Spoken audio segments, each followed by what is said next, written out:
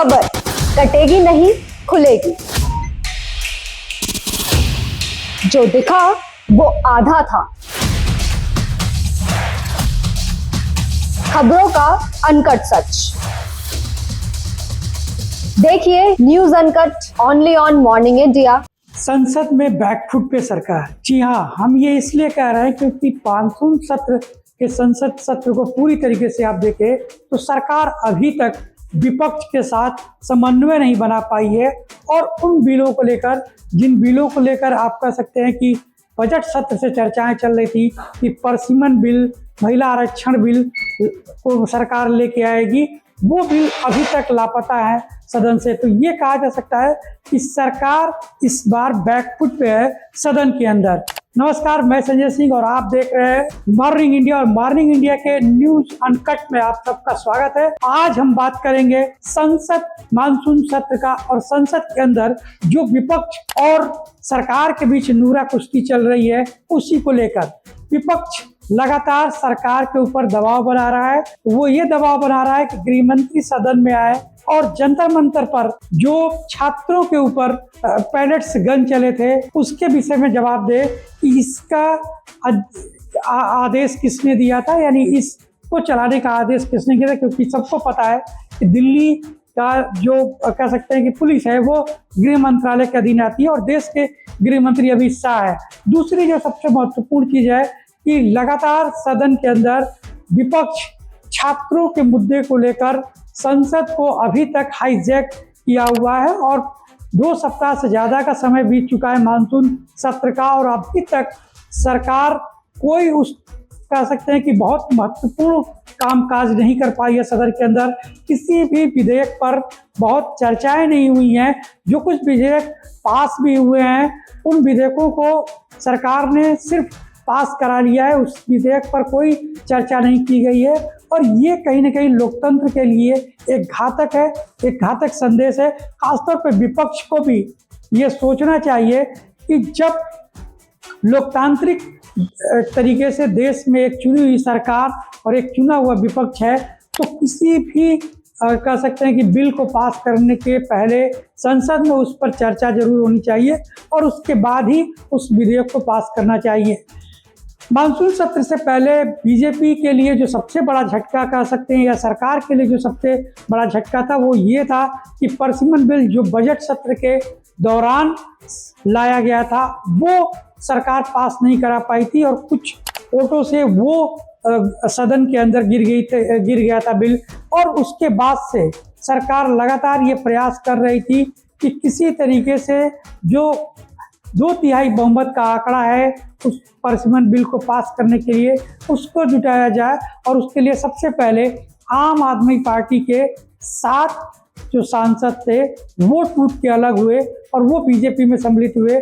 उसके बाद पश्चिम बंगाल सरकार में जब बीजेपी जीत के आई, एक बड़े बहुमत से जीत के आई, तो फिर बीजेपी ने एक तरीके से वहाँ जो टीएमसी के सांसदों की संख्या थी जो लगभग 28 के करीब लोकसभा में थी और 13-14 के करीब राज्यसभा में थी, वहाँ भी एक बहुत बड़ी टूट देखने को मिली और वहाँ 20 से अधिक सांसदों ने टीएमसी से अलग होकर एनडीए के साथ आने का फैसला किया। इसी तरीके से अगर हम शिवसेना महाराष्ट्र की बात करें तो वहाँ पर भी एक बड़ी संख्या में शिवसैनिक जो उद्धव ठाकरे के शिवसेना के सांसद थे वो टूटकर शिवसेना शिंदे के साथ चले आए और एक तरीके से एनडीए की जो संख्या थी वो कहीं उस 360 के आसपास नजर आने लगी, जिस संख्या को लेकर सरकार पहले से मशक्कत कर रही थी, जोड़ तोड़ कर रही थी, जिस गणित में लगी हुई थी कि अगर वो संख्या को प्राप्त करती है तो परसिमन बिल को लाया जाए। और इसमें एक बड़ा रोल कहीं ना कहीं तमिलनाडु, जहाँ से खास करके सरकार का विरोध हो रहा था, वहाँ पर जब कांग्रेस कह सकते हैं कि डीएमके को छोड़कर चली गई तो उसके बाद डीएमके जो नाराजगी थी उसको भी भुनाने का प्रयास सत्ता दल यानी एनडीए करना चाहती है और कहीं ना कहीं वो संपर्क बनाए हुए कि अगर जरूरत पड़ी तो डीएमके को भी परसिमन बिल पर हम साथ लाएंगे। लेकिन इनके बीच एक पेच जो है फंस गया और वो था एफआरसीए बिल जो सरकार लेके आने वाली थी, उसका विरोध सिर्फ सदन में नहीं, राज्यों में नहीं, सिर्फ भारत में नहीं, भारत से लेकर अमेरिका तक हुआ। अमेरिका के एक सांसद ने साफ तौर पे बोला कि एफआरसीए बिल जो भारत सरकार लेके आ रही है वो कहीं न कहीं एक अटैक है अल्पसंख्यकों के ऊपर, खासतौर पे ईसाइयों के ऊपर एक नकेल कसने की तैयारी सरकार कर रही है। और उन्होंने इस बात को लेकर चिंता जताई। और उसके बाद तमिलनाडु की बात करें तो वहाँ भी एक विरोध देखने को मिला, केरला में भी एक विरोध देखने को मिला। केरला में तो वहाँ के विधानसभा में इसके खिलाफ एक कह सकते हैं कोर्ट ऑफ पास किया गया और ये कहा गया कि ये एफआरसीए बिल नहीं आना चाहिए, इससे एक विशेष समुदाय को नुकसान हो सकता है। तो सरकार इस बात का भी जवाब नहीं दे पा रही है कि किस तरीके से वो इस बिल को ला रही है, जिससे क्या वाकई में एक समुदाय को नुकसान होने वाला है या सिर्फ उस बिल को यानी कह सकते हैं जो कि विदेशी फंडिंग है एनजीओस को जो भारत में होती है उस फंडिंग को एक निगरानी करने की बात जो लगातार की जा रही है। और ये यही अभी की बात नहीं है, मुझे याद है कि 2007 के समय में एक परियोजना थी जो तमिलनाडु में चल रही थी, कंडीकुलम परमाणु संयंत्र की परियोजना थी और उसका उस समय बहुत ज़्यादा विरोध हुआ था। और तब की सरकार जो यूपीए की सरकार थी, मनमोहन सिंह जब प्रधानमंत्री थे, उन्होंने एक जांच कराई थी और जांच कराने के बाद ये पता लगाया था कि इसको विरोध करने के लिए यानी इस परियोजना का विरोध करने के लिए विदेशों से फंडिंग हो रही है। और उस समय भी सरकार ने इस पर चिंता जताई थी। तो क्या इस तरीके की फंडिंग को रोकने के लिए इस बिल में प्रावधान किया गया है या फिर किसी कह सकते हैं कि समुदाय विशेष को रोकने के लिए, फंडिंग रोकने के लिए प्रावधान किया गया?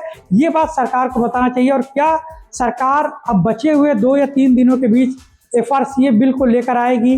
क्या एफआरसीए बिल को पास कराएगी या फिर एफआरसीए बिल पर बैकफुट पे जाकर सरकार समर्थन जुटाना चाहती है डीएमके का परसिमन बिल को लेकर? और महिला आरक्षण विधेयक पे जो परसिमन किया जा रहा है यानी सीटों की संख्या जो बढ़ाने की बात की गई थी कि हर राज्यों में 50% सीटें बढ़ाई जाएंगी और इसमें कोई कमी नहीं की जाएगी, यानी किसी का भी हक मारा नहीं जाएगा।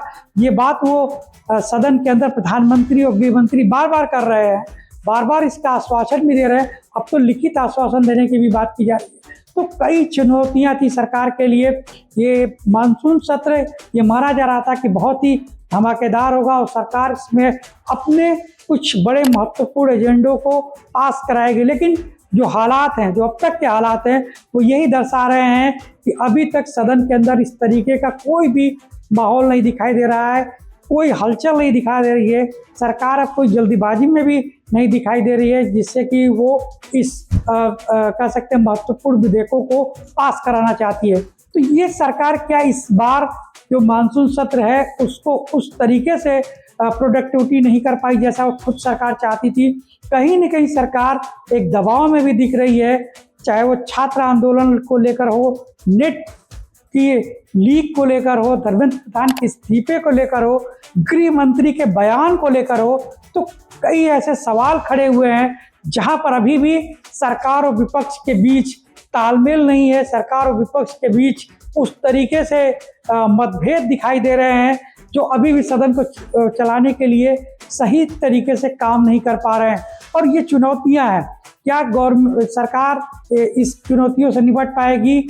और जब आने वाले समय में जब शीतकालीन सत्र आएगा तब किस तरीके से तैयारी करेंगे? और तब तक मुझे लगता है कि बहुत एक लंबा समय है, राजनीतिक तौर पे भी बहुत सी चीज़ें बदल जाती हैं, तो एक चुनौती है सरकार की। लेकिन एक बात बहुत स्पष्ट है कि जिस तरीके से केंद्र सरकार चाह रही थी कि वो इस मानसून सत्र का इस्तेमाल करे, इस मानसून सत्र को प्रोडक्टिव बनाए, खासतौर से अपने उन महत्वपूर्ण विधेयकों को लेकर जिन विधेयकों को सरकार लाना चाहती थी और ये दिखाना चाहती थी कि सरकार ताकतवर है, सरकार निर्णय लेती है, सरकार निर्णय लेने की क्षमता अभी भी अपने पास रखी हुई है, वहाँ पर कुछ कमी दिखाई दे रही है।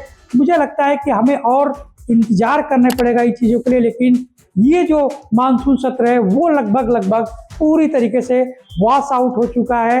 कुछ विधेयक जरूर पास हुए हैं लेकिन जो महत्वपूर्ण विधेयक थे उस पर अभी भी सवाल लगे हुए हैं, सवाल खड़े हैं कि क्या सरकार उनको इस बार पास करा पाएगी या अगले सत्र के लिए उनको पास कर देगी।